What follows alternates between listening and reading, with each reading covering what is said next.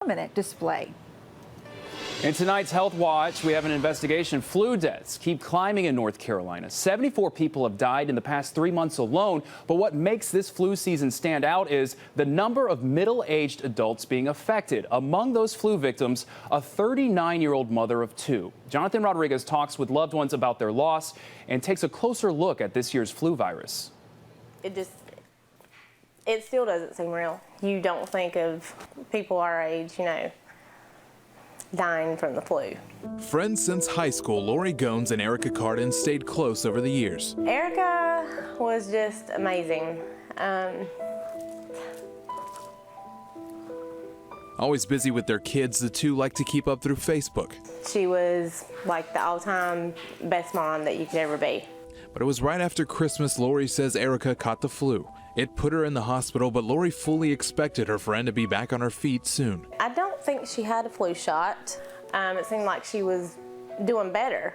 And then it was maybe 2 or 3 days after the last positive post that things started to go back downhill again. And within days, on January 12th, Erica passed away.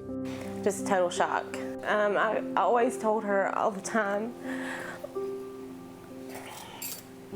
that she was one of the strongest people I ever knew.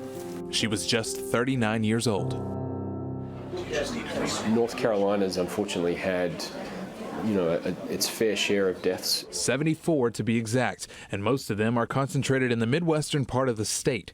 But more surprising than the where is the who. The average age of admission was under 30. Last year in our state, the majority of flu deaths were senior citizens. But look at the major shift in this year's numbers. More 25 to 49-year-olds are dying from the flu than any other age group. Dr. Cameron Wolf studies infectious diseases and says part of the rise is the strand of virus. This year, the first big thing is that it's been a real reversion back to H1N1. Also known as swine flu. But why the young and healthy? Dr. Wolf says it's hard to tell, but it seems many older patients have seen H1N1 before, giving their immune system a better chance to fight it off. But he says another striking detail. People who were the most unwell actually tended to be, here at Duke at least, the ones who were not vaccinated. And that was, I think, a surprising difference to us.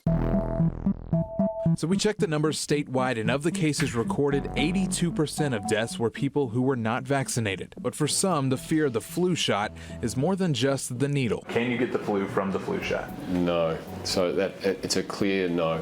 It takes the flu shot a good 10 to 14 days to fully kick in, and Dr. Wolf says it generally reduces your chance of getting the flu by 2/3. But what doctors are now discovering is the initial prevention isn't necessarily the most important benefit. More so, it's keeping you out of the ICU if you catch the virus. A 2/3 reduced chance of getting the flu is better than nothing.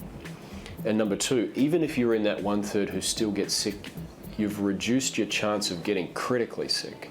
So how do you know when it's time to move beyond the tea and honey? You feel like you're doing okay, but then 3, 4, 5 days into it, you really start feeling more sick again. You're the person who should come and see your doctor.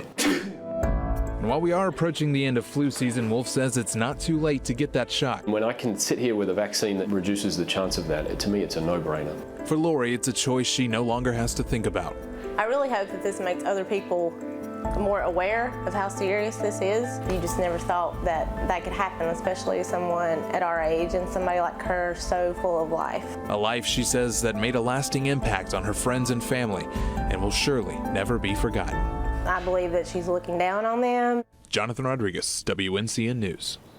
Some good advice there. We have more information about this year's flu season and its statistics right now on our website, WNCN.com.